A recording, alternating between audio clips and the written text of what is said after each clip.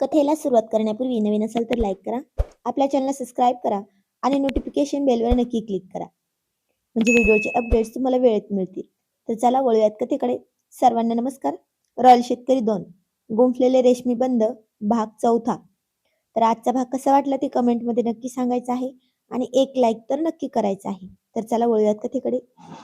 प्रियांशने आपला हात तिच्या हातातून झटकण्याचा प्रयत्न करत हसत हसत म्हटलं, ए, काय वेड्यासारखं बोलतेस? जा बाजूला. फेकू नकोस हा काही पण. पेपर डोक्यावर आलेत म्हणून डोक्यावर परिणाम झालाय वाटतं तुझ्या. जा जाऊन अभ्यास कर जरा. प्रेम म्हणे, चल निघ. प्रियांशने तिला सहजासहजी हसण्यावरी घालून तिथून जाण्याचा मार्ग निवडला. तो तिच्या बाजूने पुढे सरकू लागला, पण पौर्णिमेने त्याचा हात अधिकच घट्ट पकडला. तिने त्याला रोखून धरले. तिच्या डोळ्यातून एकाएकी पाणी घसरले, पण चेहऱ्यावर भयंकर हट्ट होता. प्रियांश, मी काही मस्करी नाही करते अहो. पौर्णिमा आक्रोशाने आणि हट्टाने म्हणाले, मी खरंच बोलते अहो. प्रियांश, माझं खरंच तुमच्यावर प्राणापलीकडे प्रेम आहे. मला नाही माहित हे कधी आणि कसं झालं, पण माझं हे मन तुमच्याशिवाय दुसरा कोणाचा विचारच करू शकत नाही. माझं तुमच्यावर प्रेम आहे. हे शब्द पुन्हा ऐकताच ऐकताच प्रियांशच्या तळपायाची आग मस्तकाला गेली. त्याच्या पाठीलकीचा इगो, घराण्याची प्रतिष्ठा आणि त्याचा स्वतःचा आक्रमक स्वभाव यांचा एकदम उद्रेकच झाला. पौर्णिमा, प्रियांशची भयानक गर्जना खोलीच्या भिंतीवर आदळली. त्याने एका आक्रमक झटक्यात तिचा हात स्वतःपासून दूर ढकलला. पौर्णिमा तोल सावरत मागच्या लाकडी टेबलला जाऊन टेकली. प्रियांशची छाती रागाने वेगाने वर खाली होत होती. तो तिच्याजवळ सरकला आणि रागाने थरथरत्या भयानक आवाजात ओरडला, खूप हट्टी आहेस ना तू ज्वालामिरची, खूप जास्त हट्टी. तुला काय वाटतं, तू हट्ट करशील आणि जगातील प्रत्येक गोष्ट तुझ्या पायाशी येईल? एक, पण माझं ऐक, कान उघडे ठेवून ऐक. माझं तुझ्यावर अजिबात प्रेम नाहीये, ऐकलंस तू? माझं तुझ्यावर अजिबात प्रेम नाहीये, कळलं तुला? पौर्णिमाच्या डोळ्यातून ते ऐकून अश्रू टपटप खाली सांडू लागले होते. तिच्या डोळ्यात प्रचंड वेदना होती, पण त्या वेदनेच्या पलीकडे एक अथांग विश्वास आणि ठामपणा होता. ती रडत थरथरत्या आवाजात पण थेट त्याच्या डोळ्यात पाहत म्हणाली, माझ्यावर प्रेम नाही ना? नाही ना माझ्यावर प्रेम? मग का करता माझी एवढी काळजी? सांगा ना. सांगा ना, का करता माझी काळजी एवढी, पाटील साहेब? काल बागेत तुळशीजवळ जेव्हा मी वंशशी बोलत होते, तेव्हा का जळत होता तुमचा जीव? का माझ्या मनगटाला घट्ट धरून पळवलं तुम्ही? जेव्हा मला काही त्रास होतो, तेव्हा सगळ्यात आधी धावून येणारे तुम्हीच असता ना? मला जपायचं, माझी काळजी घ्यायची, मला जीव लावायचा, हे सगळं मग कशासाठी करता तुम्ही? सांगा ना. प्रियांशने तिची दोन्ही खांद्यानं इतकं जोरात आवळून धरलं की पौर्णिमेच्या तोंडून बारीक किंचाळीस निघाले. अहो प्रियांश, दुखतंय मला, सोडा. अत्यंत कठोर. प्रियांशच्या डोळ्यात राग स्पष्ट दिसत होता. तो अत्यंत कठोर, निर्दयी आवाजात म्हणला, कारण तू माझ्या आत्तूची मुलगी आहेस. अस्मी आत्तूची लेक आहेस तू. माझ्या रक्ताच्या नात्याची आहेस म्हणून मी तुझी काळजी घेतो. माझ्या रक्ताच्या नात्याची आहेस तू म्हणून मी तुझी काळजी घेतो. घराची मुलगी आहेस म्हणून तुला जपतो. पण याचा अर्थ अजिबात असं होत नाही की मी तुझ्यावर प्रेम करतो. माझं तुझ्यावर प्रेम आहे, समजलीस तू? माझ्या मनात तुझ्याबद्दल प्रेमाचा एक थेंबही नाही. प्रियांशचे हे शब्द पौर्णिमेच्या काळजाला पार चिरून गेले होते. माझ्या आत्तूची मुलगी आहेस, या एका वाक्याने तिच्या भावनांचा चकणाचूर केला होता. पण पौर्णिमा अस्मीची लेक होती. सहजासहजी माघार घेणं तिच्या रक्तात नव्हतं. प्रियांशच्या डोळ्यात तिच्यासाठी असलेला पॉझिटिव्ह राग तिने स्वतः अनुभवला होता. तो फक्त आणि फक्त आत्याच्या प्रेमापोटी नव्हता, तर त्यामागे सुप्त प्रेम होतं, हे तिचे मन ओरडून सांगत होते. पौर्णिमेने आपले अश्रू पुसले. ती पुन्हा पुढे झाली. तिने प्रियांशच्या छातीवर दोन्ही हात ठेवले आणि पुन्हा हट्ट करत अत्यंत तीव्र आवाजात म्हणाले, तुम्ही 1000 वेळा खोटं बोला प्रियांश. तुम्ही 1000 वेळा खोटं बोला. पण तुम्ही स्वतःशी आणि जगाशी कितीही खोटं बोला. पण तुमचा चेहरा आणि तुमचे डोळे कधीच खोटं बोलू शकत नाहीत प्रियांश. तुमचे माझ्यावर प्रेम नसेल, पण अहो प्रियांश, माझं मन तुमच्यावर आहे ना. मी काय करू माझ्या या मनाचं? माझं प्रेम आहे तुमच्यावर आणि मी ते कधीच बदलू शकत नाही. तिचा तो अविचल हट्ट आणि तिची ती थेट कबुली ऐकून प्रियांशचा संयमाचा बाण पार फुटला. त्याचा राग आता नियंत्रणाबाहेर गेला होता. पाटीलकीच्या गर्वाने आणि तिच्या या आडमुठेपणाने त्याला अंध केलं होतं. त्याने तिचा हात भयंकर रागाने मागे झटकला आणि तिच्या अगदी जवळ जाऊन दात ओठ खात थरकाप उडवणाऱ्या आवाजात म्हणाला, आता यापुढे आता यापुढे जर माझ्यासमोर प्रेमाचा प जरी काढलास ना, तर गाठ माझ्याशी आहे, लक्षात ठेव. तुझा हा हट्ट मी एका मिनिटात मोडून काढीन ज्वालामिरची. आजच्या आज डोक्यातून हे फालतू खूळ काढून टाक. नाहीतर पुन्हा कधी माझा चेहरा पाहायला मिळणार नाही तुला. आणि हो, आजपासून माझ्यासमोर येऊ नकोस, कळलं तुला? असे म्हणून प्रियांशने एका झटक्यात दरवाजाचे लॅच उघडले. लॅच म्हणजे दाराची एक झडप बरं का. आणि दार जोरात आपटून तो तिथून निघून गेला. खोलीत आता पूर्ण शांतता पसरली होती. पौर्णिमा तिथेच लाकडी टेबलला टेकून खाली बसली. प्रियांशच्या त्या भयंकर संतापाने तिच्या मनाला पार पिळवटून टाकले होते. पण तिच्या डोळ्यांतील ठामपणा अजूनही ढळला नव्हता. तिने हळूच हाताने आपले अश्रू पुसले. प्रियांशच्या या प्रियांशच्या त्या तीव्र रागाची वेदना तिच्या शरीराला होत होती, पण तिच्या मनाला नाही. कारण जेव्हा प्रियांश तिला सोडून गेला तेव्हा त्याच्या स्वतःच्या हाताला एक सूक्ष्म थरथर होती. आणि त्याच्या डोळ्यात मोठ्या एका प्रचंड रागाच्या मागे एका प्रचंड मोठी असह्यता पौर्णिमेने पाहिली होती. प्रियांश स्वतःच्याच भावनांपासून पळत होता आणि हाच तिचा सर्वात मोठा विजय होता. पौर्णिमेच्या ओठांवर त्या वेदनेतही एक अत्यंत सुंदर, लाजरं आणि ठाम हास्य उमटलं. नाही येणार प्रियांश तुमच्यासमोर. कधीच नाही येणार. ती हळूच उभी राहिली.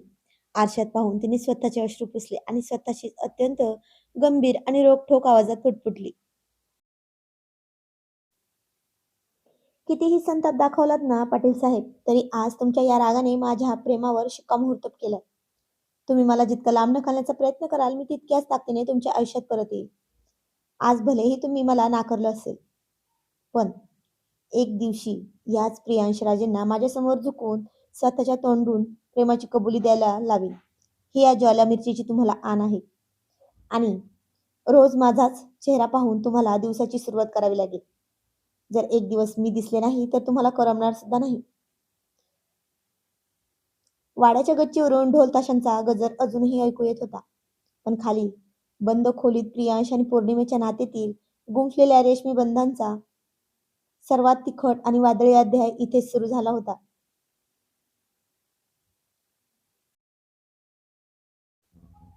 जुन्या माडीवर पसरलेली ती थरकाप उडवणारी शांतता संपूर्ण वाड्याच्या काळजात धडधड निर्माण करत होती. पौर्णिमेने आरशात पाहून स्वतःचे अश्रू पुसले होते. प्रियांशच्या त्या अमानुष संतापाची आणि आक्रमकपणाची ऊब त्याच्या आत चाललेल्या प्रचंड संघर्षाची साथ देत होती. तिने सावकाश पावलांनी खाली जाण्याचा मार्ग धरला आणि तेवढ्यात कोणीतरी पौर्णिमेचा हात धरला. तिकडे वाड्याच्या मागच्या चौकात वंश प्रियांशला शोधत फिरत होता. आज वंशच्या आयुष्यातील सर्वात मोठा आणि आनंदाचा दिवस होता. त्याच्या एन्व्हायरमेंट इंजिनिअरिंगचा फायनल रिझल्ट जाहीर झाला होता आणि एका मोठ्या सरकारी प्रकल्पात त्याची थेट निवड झाली होती. आपल्या बालपणीच्या मित्रांसोबत प्रियांशसोबत हा आनंद साजरा करण्यासाठी वंश धावत सुटला होता. पण जुन्या लाकडी माडीच्या बंद दाराजवळ पोहोचताच त्याचे पाऊल थबकले. दार आतून बंद होतं. आतून प्रियांशच्या भयंकर गर्जनेचा आणि पाठोपाठ दरवाजावर हात आदळण्याचा भयानक आवाज आला. वंशचे डोळे आश्चर्याने विस्फारले. दाराच्या फटीतून आणि लाकडी चौकटीतून आतला संवाद वंशच्या कानावर स्पष्ट पडत होता. प्रियांश, माझं तुमच्यावर प्राणापलीकडे प्रेम आहे. पौर्णिमेचा तो आक्रंदणारा, हट्टी आणि रडणारा आवाज आणि पाठोपाठ प्रियांशचा तो निर्दयी, पाषाणासारखा कडक आवाज. माझं तुझ्यावर अजिबात प्रेम नाही, ज्वालामिरची. तू माझ्या आत्तूची मुलगी आहेस म्हणून मी तुला जपतो. यापुढे प्रेमाचा प जरी काढलास तर गाठ माझ्याशी आहे. दारामागे उभा असलेला वंश पूर्णपणे चाट पडला. त्याच्या पायाखालची जमीनच सरकली होती. त्याला आता आपल्या कानावर विश्वास बसत नव्हता. पौर्णिमेची ती निष्पाप कबुली आणि प्रियांशचा तो भयंकर संताप. वंशच्या छातीत सनसनून वेदनेची लाटच उठली होती. तितक्यात दरवाजाचा लॅच उघडलं गेलं.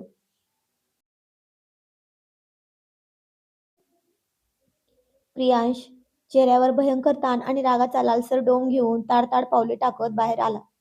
दाराच्या पलीकडे उभा असलेला वंश त्याच्या अगदी समोर येऊन ठाकला होता. प्रियांश, थांब ना. वंशचा आवाज नेहमीपेक्षा भयंकर गंभीर झाला होता. मला तुझ्याशी काहीतरी महत्वाचं बोलायचं आहे. खूप महत्वाचं बोलायचं आहे. प्रियांशने आपल्या लाल झालेल्या नजरेने वंशकडे पाहिलं. त्याचा श्वास वेगाने चालला होता. इथे नको वंश, रूममध्ये चल. तसेही माझं डोकं खूप प्रचंड खराब झालंय. चल आधी.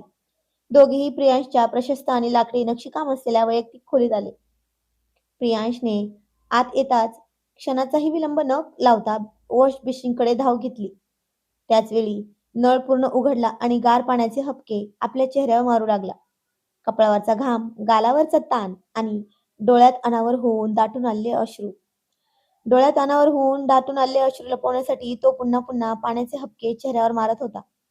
त्याला वंश समोर कमजोर पडायचे नव्हते. हात पुसत प्रियांश मागे वळाला. त्याचा चेहरा पांढरा पडला होता. वंश शांतपणे त्याच्याकडे पाहत होता. त्याच्या ओठांवर एक उपहासात्मक हसू आलं. झाले का अश्रू लपून? वंशने अत्यंत खोल आवाजात विचारलं. प्रियांश थबकला. त्याने रुमालाने तोंड पुसत विचारलं, मी मी का अश्रू लपू? आणि कसले अश्रू? काय वेडेसारखं बोलतेस वंश? अरे हो, मी तर विसरलोच होतो. वंश थंड पावलांनी त्याच्या जवळ आला. त्याचा आवाज आता चढू लागला होता. तू तर पाटील ना, भावी पाटील साहेब. तुला खोट्या भावना आहेत म्हणा. तुला कोणाशी काय देणं घेणं असणार? तुला फक्त आणि फक्त तुमच्या घराण्याची इज्जत, ती फालतू प्रतिष्ठा आणि शिस्त प्यारी आहे ना. प्रियांशच्या कपाळावर आपल्या आठ्या उमटल्या पडल्या होत्या. त्याने वंशचा हात धरून मध्येच थांबवलं. ए वंश, कशाबद्दल बोलतोयस तू? जरा नीट सांगशील का? मला काहीच कळत नाही रे. प्रियांश, आता तरी नाटकं करू नकोस रे. वंशने त्याचा हात झटकला आणि तो प्रियांशला चिडून म्हणाला,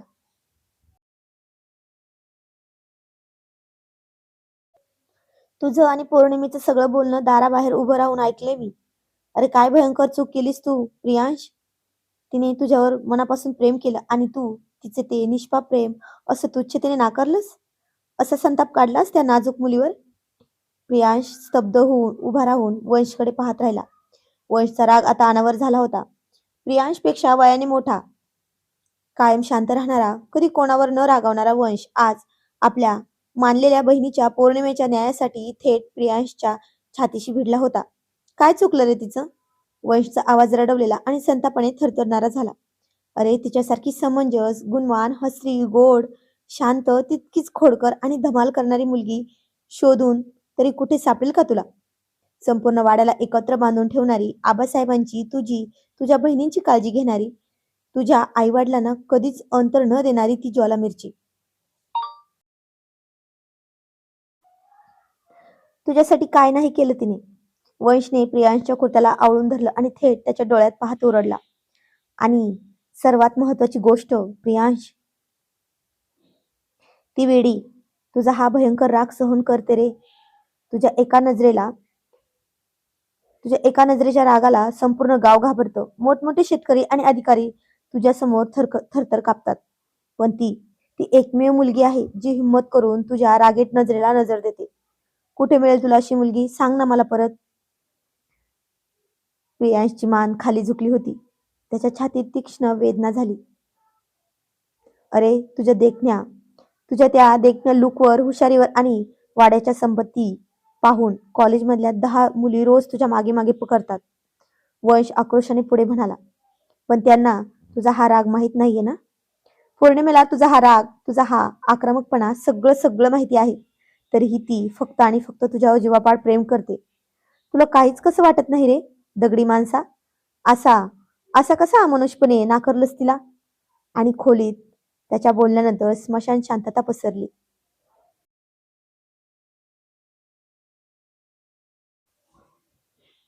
एरवी अत्यंत शांत शांत राहणारा वंश आज पौर्णिमेसाठी थेट भावी पाटलांशी पंगा घेत होता. प्रियांश शांतपणे उभा राहिला. वंशचे प्रत्येक शब्द आपल्या काळजात पचवत होता. प्रियांशने एक लांब खोल श्वास घेतला. त्याने वंशच्या खांद्यावर हात ठेवला. प्रियांशचा आवाज अत्यंत धीरगंभीर, हळवा आणि आतून तुटल्यासारखा बाहेर आला. वंश, वंश, तू माझ्यापेक्षा वयाने मोठा आहेस. तू आज मला काही बोललास तरी मी मान खाली घालून ऐकून घेईल, कारण तुझं प्रत्येक वाक्य मला मान्य आहे. प्रियांश खिडकीकडे वळाला.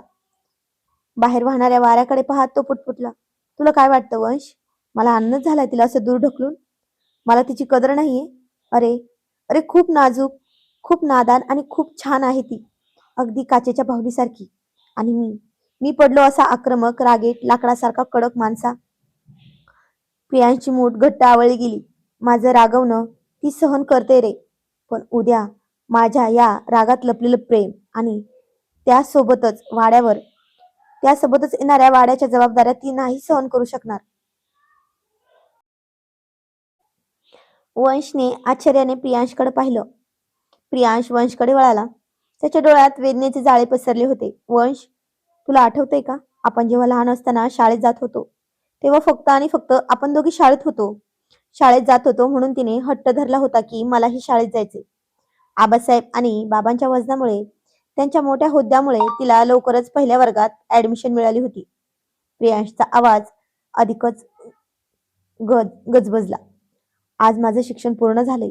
ती माझ्यापेक्षा तब्बल 4 वर्षांनी लहान आहे वंश. आज ती शिकते.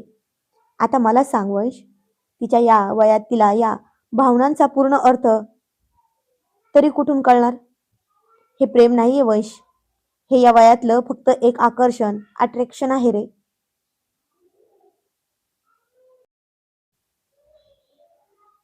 पौर्णिमा अजून लहान आहे, नादान आहे. तिच्या वयात निर्माण होणाऱ्या भावनांना प्रेमाचं नाव देणं सहज शक्य नाही रे वंश. पौर्णिमेचं मन अजूनही कोवळं आहे. तिला या भावनांचा पूर्ण अर्थ कदाचित कळत नसेल. प्रियांशने वंशच्या दोन्ही खांद्यांना धरून हलवले. आणि जरा विचार कर, जर आज ही गोष्ट वाड्यात आबासाहेबांना किंवा गल्लीत कळाली तर सगळे काय म्हणतील? सगळे मलाच दोषी ठरवतील ना? प्रियांशने मुलीला फूस लावून जाळ्यात ओढलं. असंच म्हणतील ना लोक? आणि तिचे बाबा, मामा तर आज संपूर्ण जिल्ह्याचे सर्वात कडक आणि मोठे पोलीस अधिकारी आहेत. जेव्हा त्यांना कळेल की त्यांच्या लहान मुलीचं असं काही चाललंय तेव्हा तेव्हा माझी बाजू न ऐकता ते मला सरळ कोणतीही बाजू न ऐकता ते मला सरळ जेलमध्ये डांबतील. भलेही ते माझे सख्खे मामा असले तरी काय कायदा आणि बाप म्हणून ते मला सोडतील का? प्रियांशच्या डोळ्यातून शेवटी एक थेंब घसरला. आता तूच सांग वंश, मी तिला लांब ढकलून तिच्या डोक्यातून हे खूळ काढून टाकण्यासाठी जे केलं ते चुकीचं केलं की बरोबर? वंश पूर्णपणे सुन्न झाला होता. प्रियांशच्या या शब्दाने वंशचा राग पार वितळून गेला होता. प्रियांशच्या त्या रागीट अवतारामागे एक प्रचंड समंजस मित्र, घराची प्रतिष्ठा जपणारा, जबाबदार वारसदार आणि पौर्णिमेच्या भविष्याची काळजी करणारा एक तडफदार पुरुष लपलेला होता. हे आज वंशच्या लक्षात आलं. वंशने एक लांब श्वास घेतला आणि म्हणाला, तुझं हे सगळं गणित बरोबर आहे प्रियांश, पण मला एकाच गोष्टीची भीती वाटते. जर त्या पोरीने या वेदनेत काही चुकीचं पाऊल उचललं तर? प्रियांशच्या चेहऱ्यावर एक भयंकर, कठोर पण असह्य भाव आले. तिने जर दुसरं काही चुकीचं पाऊल उचललं ना तर वंश? प्रियांश दात ओठ खात म्हणाला, तर मी पुन्हा एकदा तिच्यावर अचाच संताप काढेन आणि तिला सरळ रस्ता दाखवेन. माझ्याकडे सध्या याशिवाय दुसरा कोणताही पर्याय शिल्लक नाहीये वंश.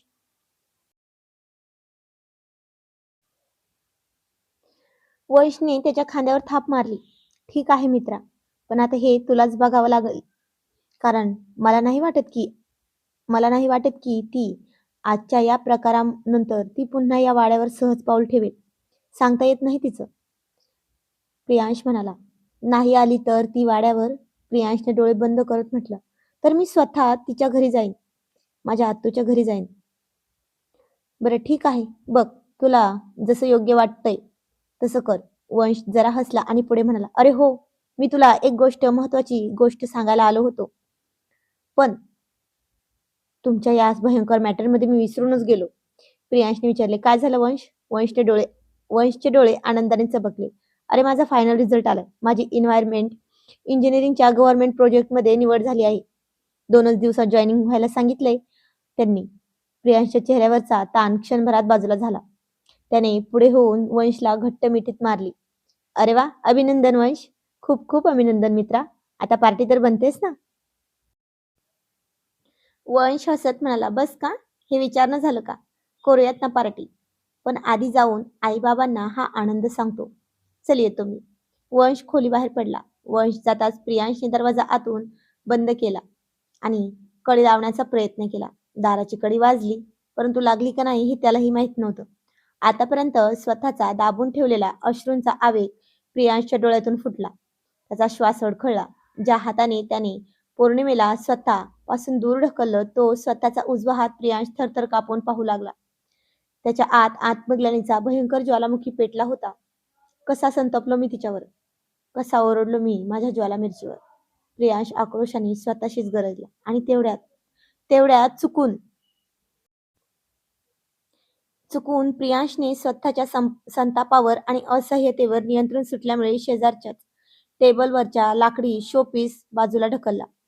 त्या गडबडीत टेबलवरची काच खाली पडली आणि फुटली आणि त्याचा कोपरा प्रियांशच्या उजव्या हाताला लागून दुखापत झाली. खळकन बाहेरून जात असलेल्या शिवांशीच्या कानावर तो आवाज पडला, "दादा!" ती घाबरून पळत आली आणि तिने दाराला धक्का दिला.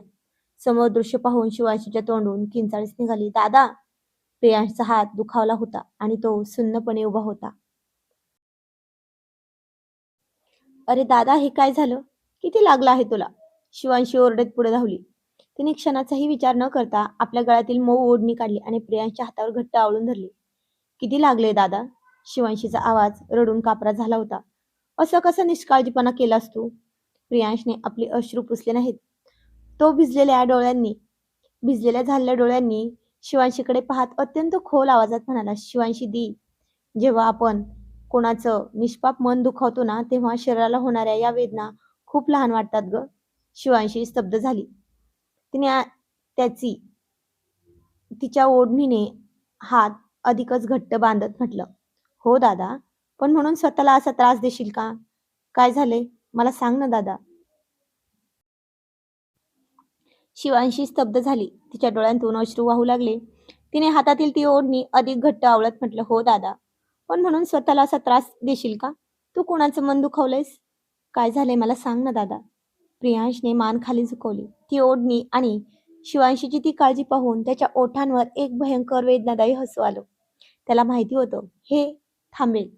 हा हाताचा घाव कालांतराने भरेल. पण माडीवर त्याच्या संतापाचा सामना करून ओठांतून अश्रू गाळत, "माझं तुझ्यावर प्रेम आहे पाटील साहेब," असं ठामपणे सांगणाऱ्या त्या ज्वालामिर्चीच्या काळजात उमललेली रेशमी बंध आता कधीच मिटणार नव्हता. तर आजचा भाग कसा वाटला ते कमेंटमध्ये नक्की सांगा. जाणून घेऊया पुढील कहाणी पुढील भागामध्ये. तोपर्यंत धन्यवाद. Thank you for watching. Bye.